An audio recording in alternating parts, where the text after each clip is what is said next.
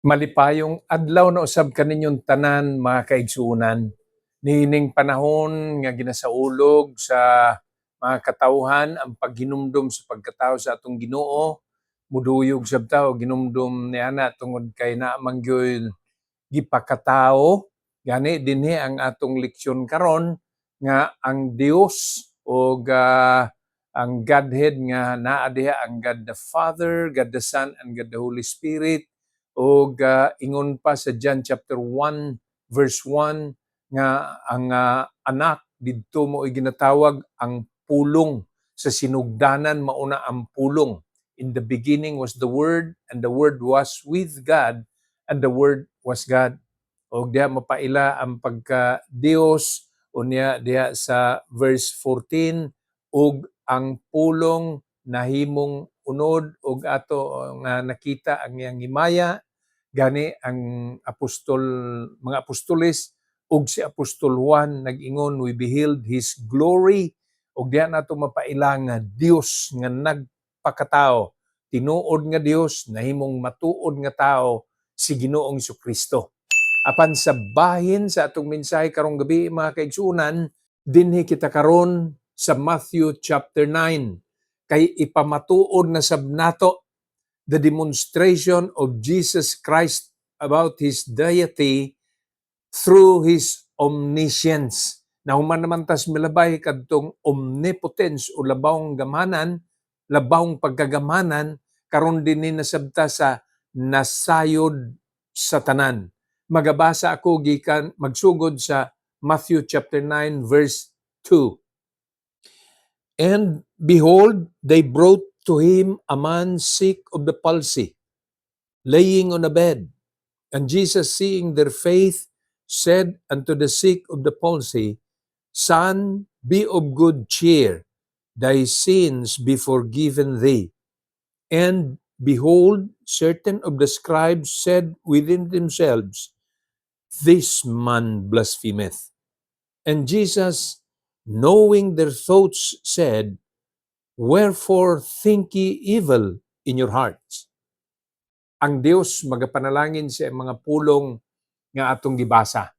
Mga kaigsunan, ang atong Ginoong Hesus niining panahona nagatudlo sa mga katawhan ug dihay natabo nga sa usa ka lugar nagapang-ayo siya og masakiton. Dili tungod kay makaayo siyang masakiton nga matawag nato siya nga Dios.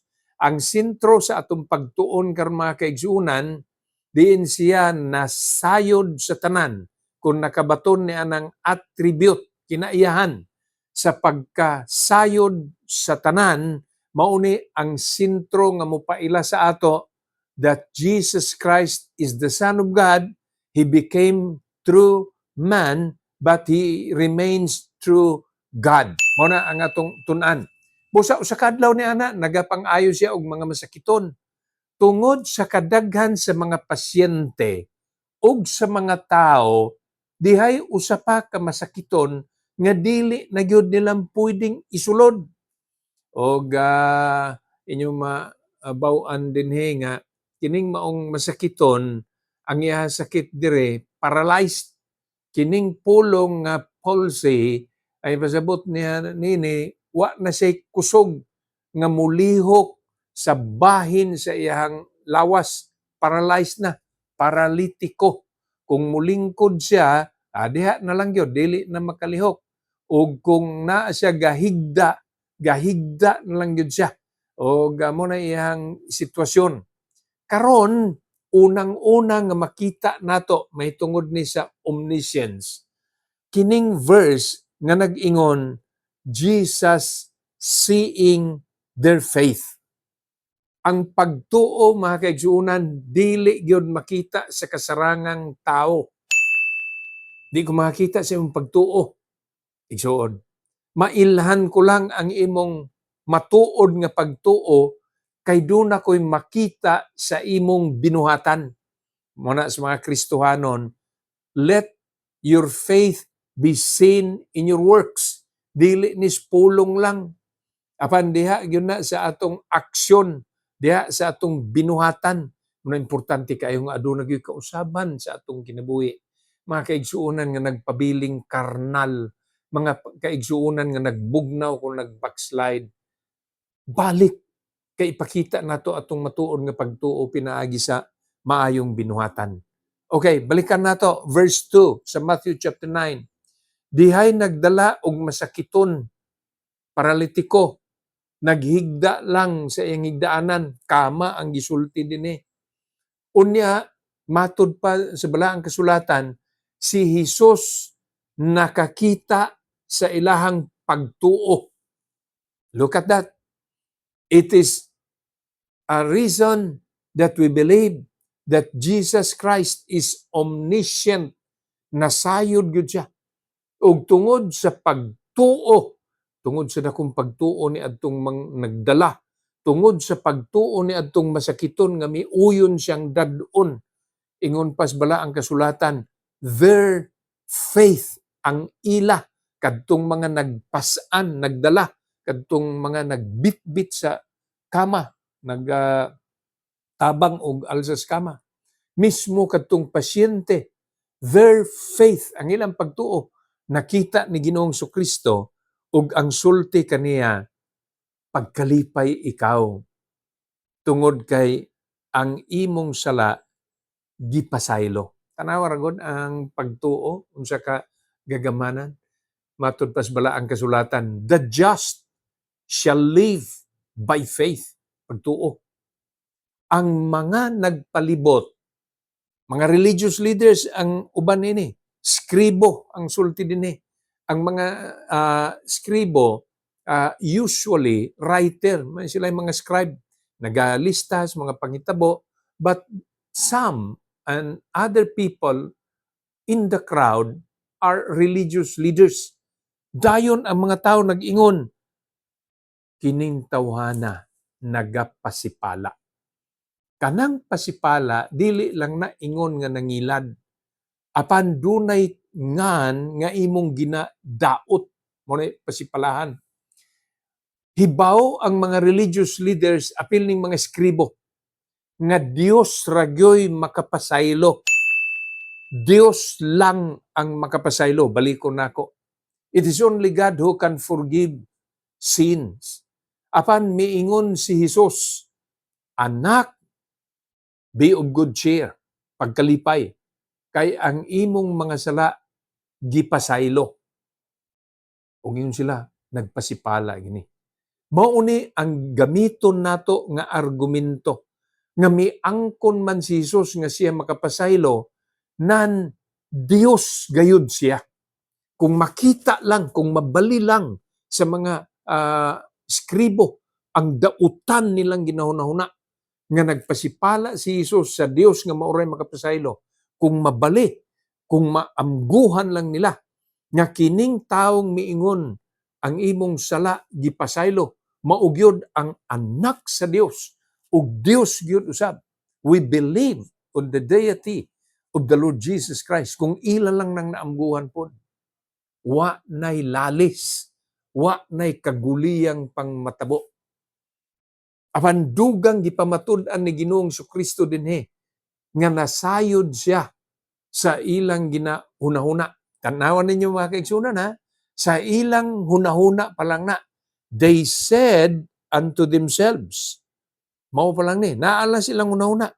Pero sa verse 4, nag-ingon ang balaang kasulatan, and Jesus, knowing their thoughts, ay pamatud-an pod, gi-demonstrate pod ni Ginoong Kristo nga nasayod siya sa tanan.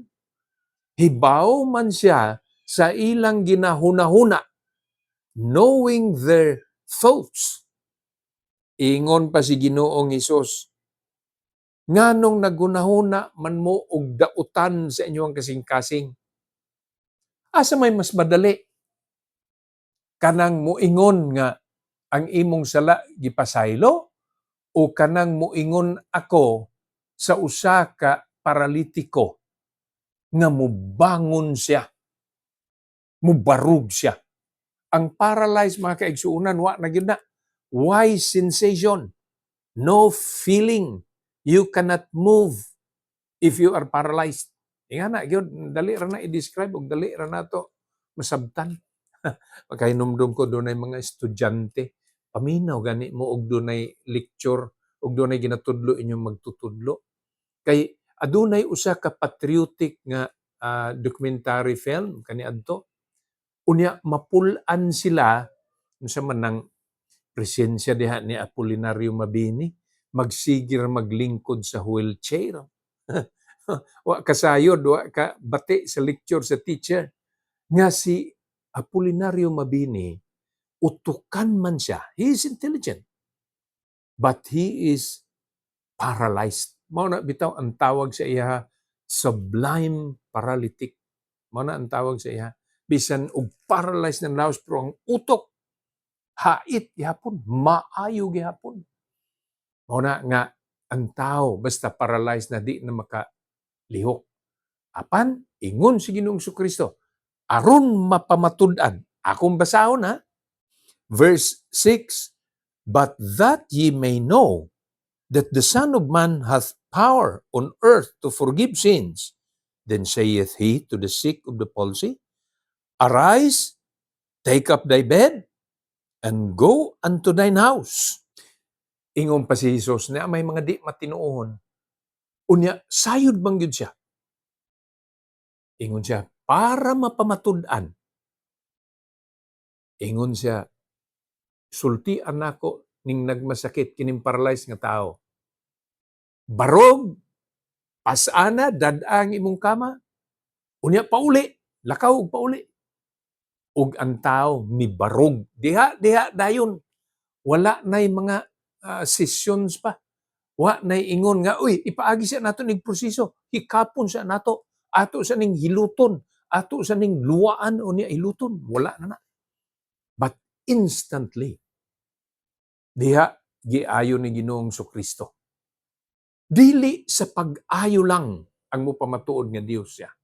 Apan tungod kay nasayod siya, nga kining mga tawanang dili matinuohon, ang ngayang makakita og milagro, wa pa nag-istorya, apan nabasa, nabaw-an na niyan danon si suod silang kasing-kasing. Iyang gipatindog, iyang gipabarog ang tao nga paralyzed. Midala siyang kama, mipauli. Siya na lang, wa na siya giyayungan. Ug diha napamatud-an ang ilang pagkawalay pagtuo. John chapter 2, verse 25. Atong basahon. And needed not that any should testify of man, for he knew what was in man. Mga kaigsunan, usa ka higayon nga nagatudlo si Ginoong Kristo. Dihay mga tao nga dili gyapon mutuo sa iya. Mayon siya gubaan ning maong templo. Sa tulo ka adlaw ako ning pabarugon. Wa man sila kasayod. Ang tao limitado man gyud. Kita di baya kahibawon sa matabo ugma. Tingali hibaw ta nga ugma ay huwebes pastor. Mo na ang sunod nga adlaw. Kung Miyerkules karon, huwebes ugma pastor. Okay baw ta ni ana. Pero ang pasabot na ako dinhi, we do not know all things. Di ganit ta kabalo unsay matabo rong gabi eh. Di ganit ta kahibawon unsay matabo 1 hour after this one. Di ta kahibawon. Apan ang Dios iyang gipamatud-an dinhi. Ug sa balaang kasulatan nag-ingon nga diha kay Hesus nasayod siya sa tanan nga naa sa usa ka tawo. Sayod siya unsay imong ginuna igsuon. Sayod siya kung layo ang imong hunahuna karon. Basig dili ka attentive nining maong pagtulunan. Gapaminaw, pero kung wa imong hunahuna sayod ang atong Ginoong Kristo. Tungod kay siya Dios nga nagpakatao. He retained the attribute of being God, but he became true person, human being. Ingon ni ana si Ginoong Kristo. Tanawon sa nato ang mga pagpamatuod sa mga apostoles. Balhin ta sa Acts chapter 15. Acts chapter 15 verses 14 to 18. Simeon hath declared how God at the first did visit the Gentiles to take out of them a people for his name. And to this agree the words of the prophets, as it is written, After this I will return and will build again the tabernacle of David, which is fallen down, and I will build again the ruins thereof, and I will set it up, that the residue of men might seek after the Lord, and all the Gentiles upon whom my name is called, saith the Lord, who doeth all these things. Known unto God are all his works from the beginning of the world. Sa panagtigom nga ginatawag the Council at Jerusalem, naa didtong mga apostoles, naa didto sila ni Peter, naa sila ni Silas, naa si Pedro, naa si Silas, unya si James mo'y may barog. Iyang gipaila, kaning Simeon nga gisulti sa verse 14, this is Simon Peter, nga gipamatud-an nga si Simon Pedro, mo'y apostol, nagwali, ngadto sa mga hintil. Doon na din ni karon pa nagdiskusyon, di man tingali ni debate, pero nagdiskasi sila. Naa na may mga hintil, dili man ni mga Hebrewanon, di man ni mga Hudyo, pero nakadungog na sa pulong, nakadungog na sa pagka-Diyos ni Ginoong Kristo, sa pagkamanunubos ni Hesus. Unya, ni baton sab sila sa maong pagtuo, nga adunay ubang ni babag, ingon, ay di pa na sila qualified, kinahanglan mo agi sa na silang mga ritual, paranglitan, circumcision, o guban pa.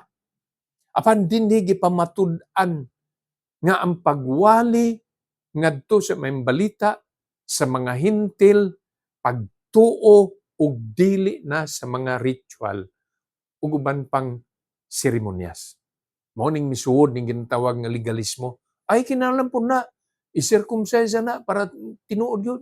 Ug sila nagbarog nga dili kana mo'y pamaagi sa kabag-uhan sa katao.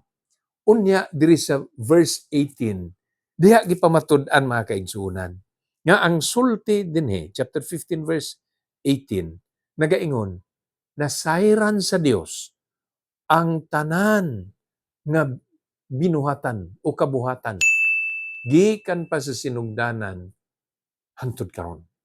Ingon na ang description para sa usa ka Dios. He knows all things. Omniscient God.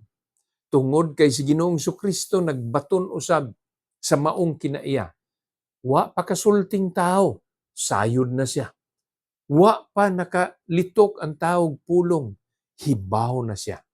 Kamatuoran lamang kini mga kaigsuonan that with the omniscience that we have seen in the Lord Jesus Christ, He is indeed the Messiah, the Son of God, Dios nga nagpakatao. Sa sunod, higala, nga muingon kita, alagaron nako si Ginoong Hesus. Dili lang siya tao atong pananaw. Dios nga nagpakatao, na higugma kanato, ato pong higugmaon sa bug-os natong kinabuhi, kasing-kasing ug pangunaw-na. Ang Dios magapanalangin kanaton tanan. To God be the glory and shalom.